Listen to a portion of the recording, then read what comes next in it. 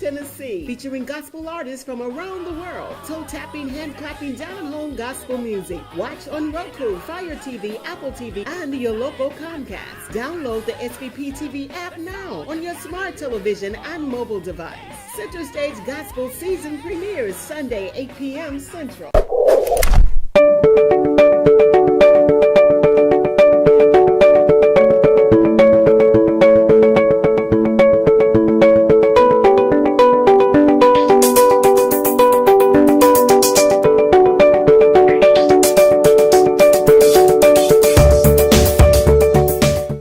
Good evening. Welcome to Couch Convo with Coach Karla.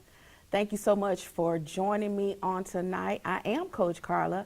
I'm a licensed therapist and life coach, and I am so excited to be with you on tonight. It's just me on the couch tonight, so I'm going to hold it down. I have several things that I want to talk about. Here on Couch Convo, we give you life tips, tools, and solutions to help make your life better. We're here live on Thursdays at 7 p.m. and then the show airs on Xfinity Channel 17 at 7 p.m. So we want you to tune in at that time as well. So on tonight, I actually want to start off by I want to dedicate this show to one of my mentors who passed away on Sunday. I know that she lived a full life. She was in her senior years. However, I was not expecting her to leave us this soon. Her name is Minister Sudie Austin, and I grew up with her in my church. She was also a 4-H extension agent. And just a really pivotal person. I would not be the person that I am today without her. She worked with me in so many things within 4-H, including public speaking and encouraging me to do lots and lots of singing in the community, as well as programs past Memphis. And so just a pivotal person in my life, and I really wanted to dedicate tonight's show to her. She will be missed. And as I talk about that, it makes me think about Memphis crime. And this has it has been a tough week for a lot of people.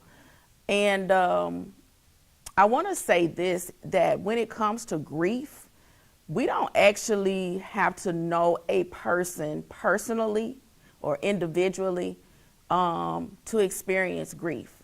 Of course, our grief might be different from someone else's. And I really have reference to our city losing people, and in particular, the young man, Mr. Turner, whose life was taken at his restaurant. I think it's a crying shame that happened.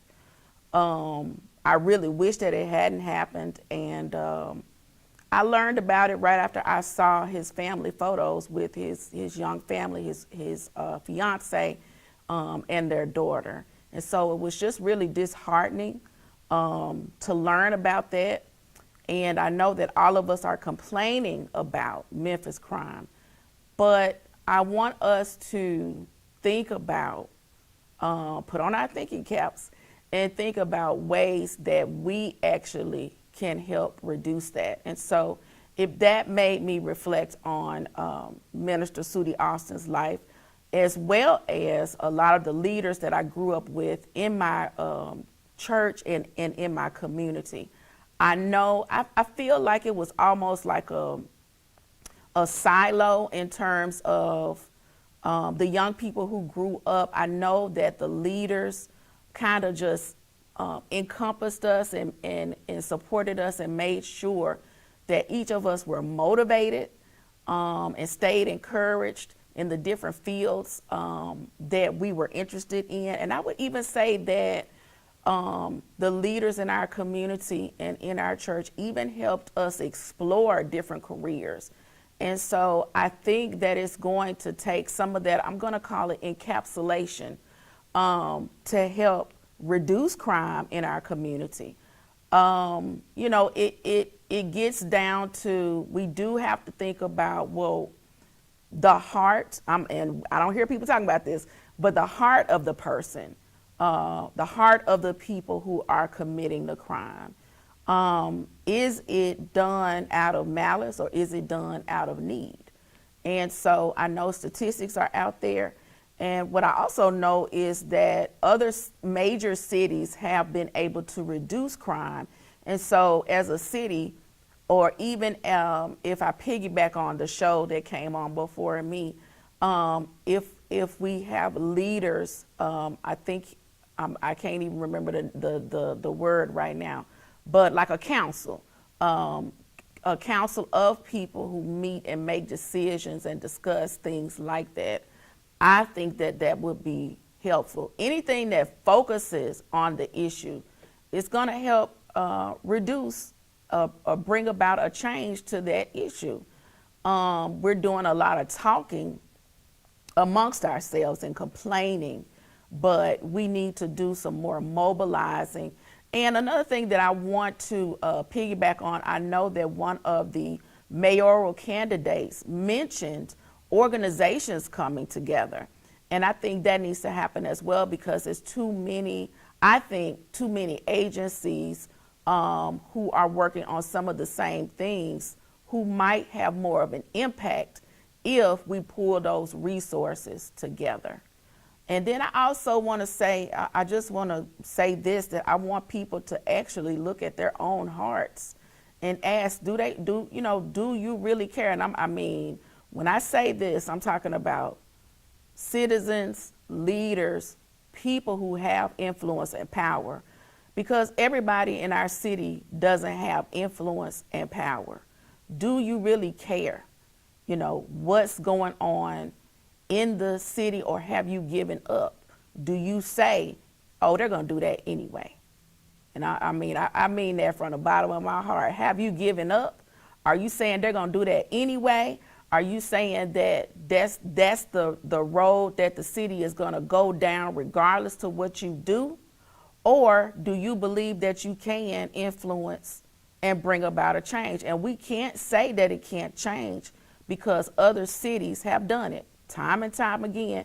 Even this city, we experienced a reduction in crime. Crime was lower before than it is now. So we know that it's achievable, but we need to look at best practices, use those, mobilize more of our resources together to attack the problem together, as opposed to these small groups trying to do it. And I do think that our young people are going to need more mentoring programs, and not only more mentoring programs, but actually more things to do in the city. And then also, of course, our economy, our city economy has a lot to do with it as well. I know that there's talk about Blue Oval helping to bring money even to Memphis, but it's actually going to take more than that. It's going to take thriving businesses in Memphis, as well as business owners not feeling threatened about having their businesses within the city. I want people to be able to call in on tonight. I did post that on Facebook and Instagram. The number you can call in is 244-6874. 244-6874. If you feel like you have some good ideas about how to reduce Memphis crime, share those so that the appropriate people can hear it, so that we're not just sitting around talking about it on our porch, or after community meetings, or after we've had choir rehearsal. We're actually mobilizing and trying to do something positive, something constructive, something progressive about the problem that we're having in our city. 244-6874. Another thing that I want to make sure that I talk about on tonight, and of course, I'm a therapist, and I work with couples in my therapy practice. And I also think that those relationships impact. I'm just those with us. I feel like if we have more harmony in our relationships as couples, more harmony in marriages. You know, our kids are sitting around watching us argue, fight, call each other out of our names. And that's anger that they are taking on upon themselves. And a lot of times they blame themselves just because they are kids and they don't know any better. And so I believe that helping couples is a way to help the city as well. And I honestly don't know what happened, but there's been a breakdown in mentorship of couples. I think that I feel like I used to see more of that. And the issues that couples are having, they are, while they might be complicated, they're also simple or basic. Basic respect, basic communication. We're not going to be able to make it if we can't show that basic respect to one another in our relationship. Let's start with communication. You know, one of the things that I see amongst couples is, and I'm just, hey, a lot of times women are talkers, men can be talkers too, but the woman may want to express what happened in her day or how she's feeling, whereas a man may not be as open or forthcoming. And so one of the things that's really important is that each person needs to be a good listener. What I see a lot of is, and what I even experienced as a woman is, I'm talking and I'm telling you about something and you're already answering me before I finish my statement. You know, how are you already answering me before I finish my statement? How can you hear what I'm saying if I haven't finished what I'm saying yet? And so, and then that makes the person who's talking feel like they're not respected or what they have to say is not important. And so, are you a good listener? And each person within a marriage or a relationship has to ask, how are they contributing to this problem? How am I contributing to this challenge that we're experiencing in our relationship? And let me tell you, tit for tat is not going to make it better. In order to have a good rapport, you know, with your mate, you're going to have to actually love this person. Sometimes love is a sacrifice. You know, you might not like them today, but you still love them. I think that is times where each person within the relationship, this particular day, I don't like you because of, you know, certain things. Maybe you got an attitude today, or maybe you did something that I didn't like, you know, and I haven't even talked to you about it yet. Which brings me to another thing. I think that a lot of times we expect a person to read our mind. I think we got that from the movies, because people, unless I've already told you what my expectation is, or told you how I feel about something, or how I like something done, then I can't expect that you already know that. And I see a lot of, well, he should know how to do, he should know not to do that. It was something that never ever happened before. It was a new situation. And so maybe that person handled it the best that they knew how. Maybe when they handled it, they were tired. And I think these are things that we forget about. Like, our mate is actually tired. And that's a whole nother issue that sometimes I feel like that didn't exist in the way that it exists today.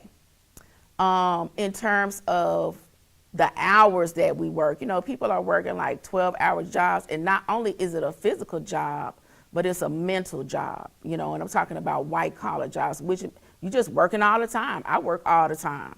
You know, I get up working, go to bed working. Sometimes I shut the phone off, sometimes I don't. It's just me. And I guarantee you, I'm about to give me an answering service, so I won't be doing all that working, so that I can have balance. But you know, everybody's trying to figure it out. Another thing that I noticed is not only do we expect mind reading within our relationship, but also there's a lot of the man wants, okay, both people work, all right, the man and the woman. And the man wants the woman to still do all the cleaning and cooking. And the man is saying, hey, that's what my mama did. Look, you're talking to a woman of 2023. What your mama did back in the 60s and the 70s and the 80s, that does not apply to today. We don't even live in the same world anymore. You know, we have different jobs than the ones we had in the 60s, 70s, and 80s.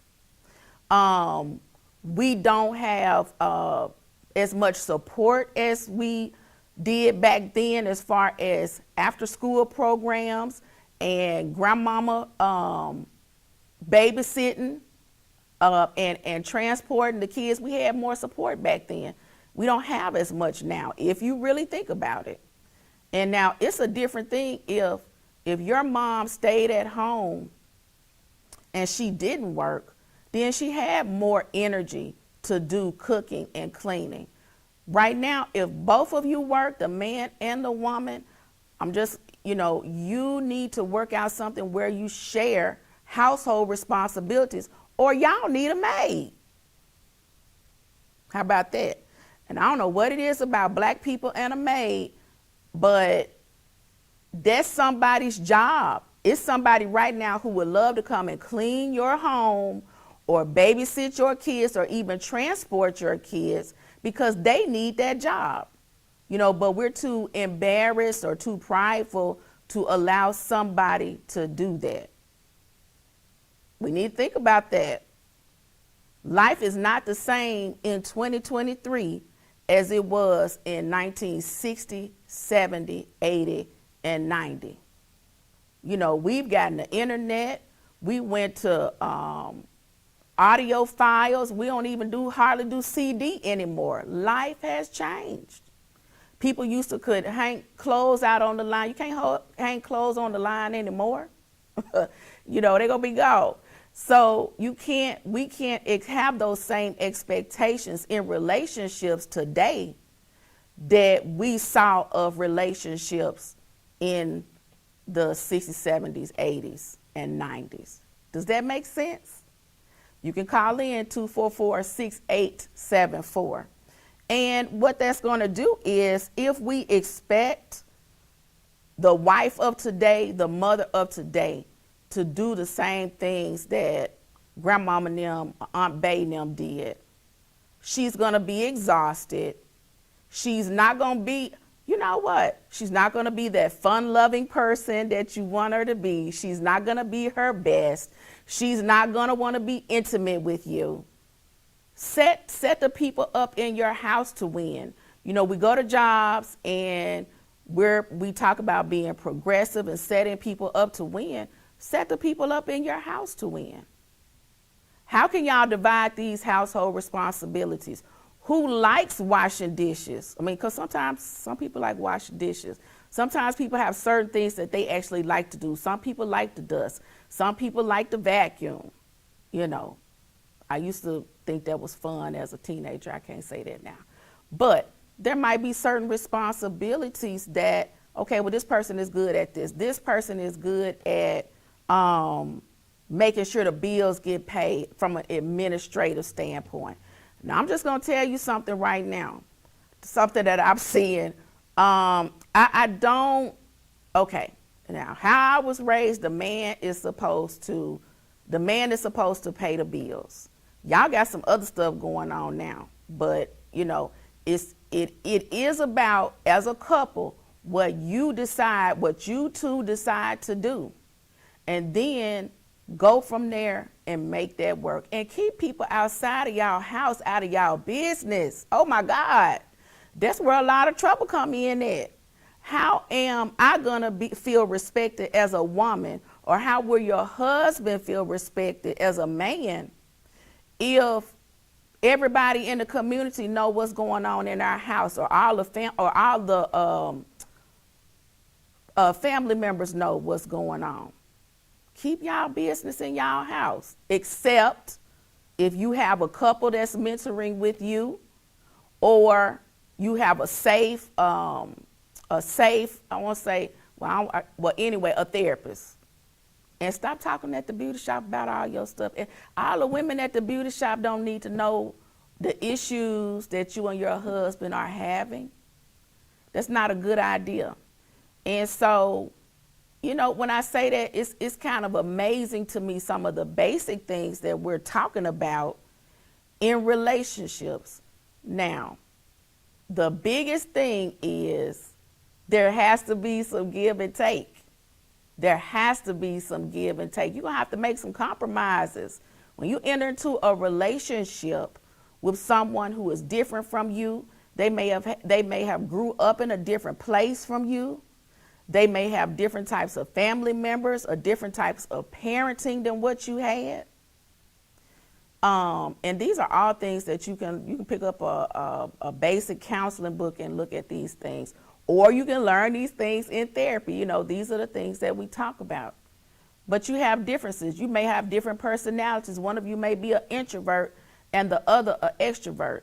But what I'm telling you is it's not like the movies that we just show up and we're attracted to each other and boom, baby, we got it. It's going to take some work. But what I do know is the Bible says that love covers a multitude of sins.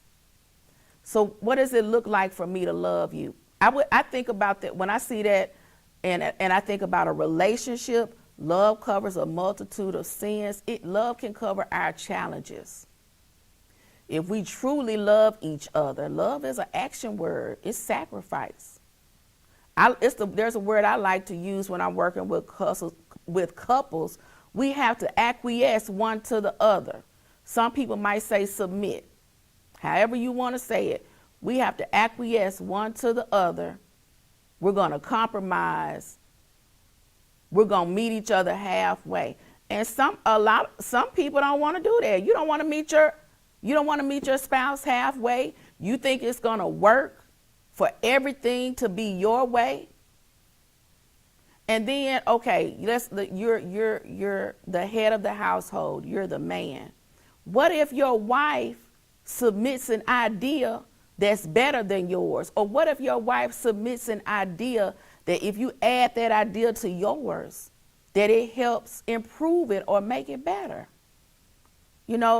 What if your wife is not supposed to have any kind of say, then what is your wife for? Why did you get married? Why did you get married? You know that movie, Why Did I Get Married? Why did you get married? Because I hope it wasn't just to have sex, because that relationship is supposed to be more than that. If we're people of faith, it's actually supposed to what? Build up the kingdom of God. Gotta meet each other halfway. Gotta love each other. And sometimes love looks like a sacrifice. And pray for your spouse. Pray that your spouse will open up their heart to you and share things with you that they haven't shared with you yet. Because I'm working with couples, they're married and they're just now finding out about stuff that they didn't even know their mate went through. And I mean, it's important information for the relationship. How can I understand you and I don't know everything, a lot of things that you've been through? We haven't even talked about it. We don't meet one another, boom, we're a couple, and it's just all gonna work out. Everything gonna be, people used to say howdy, howdy, and strawberries and cream. It's gonna be some challenges. And let me be transparent, I am not married, I am single. However, I'm trained and I've been working with couples and families for 20 plus years.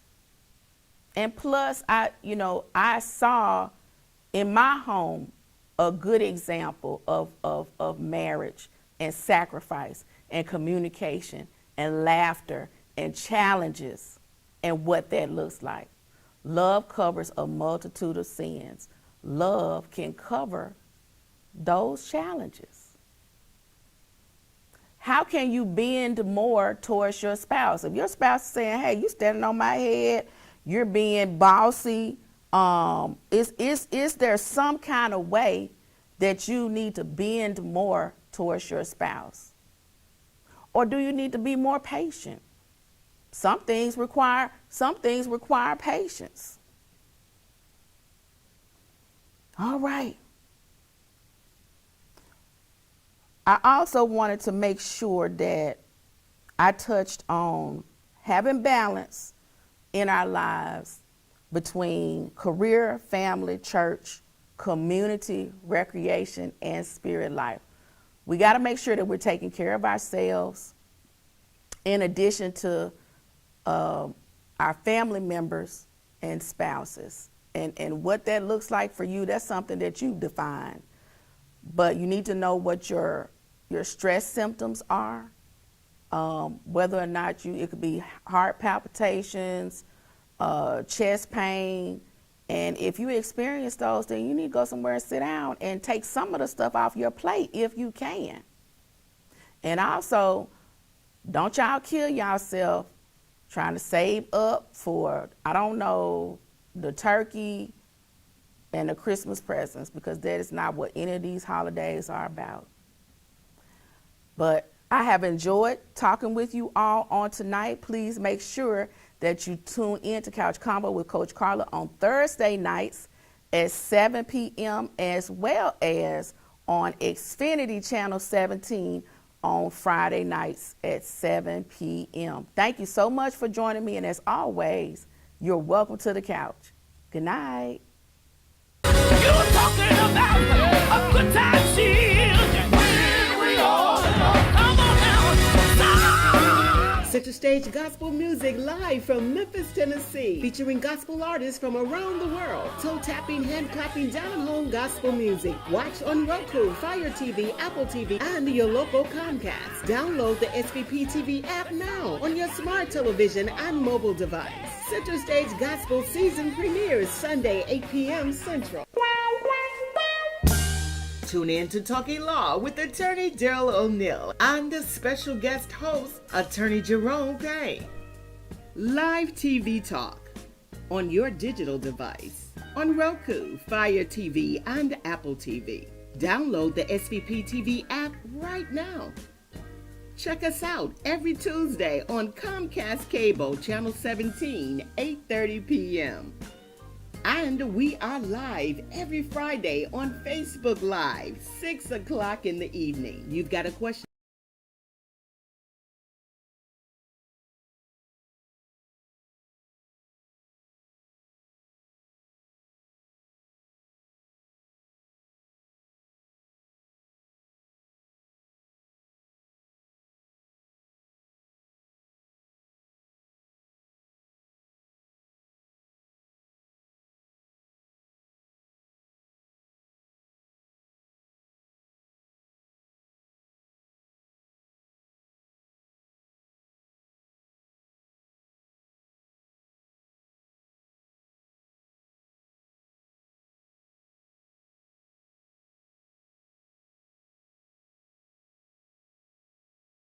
Our attorneys have the answer. So let's talk law with Attorney Daryl O'Neill on the SVP TV network.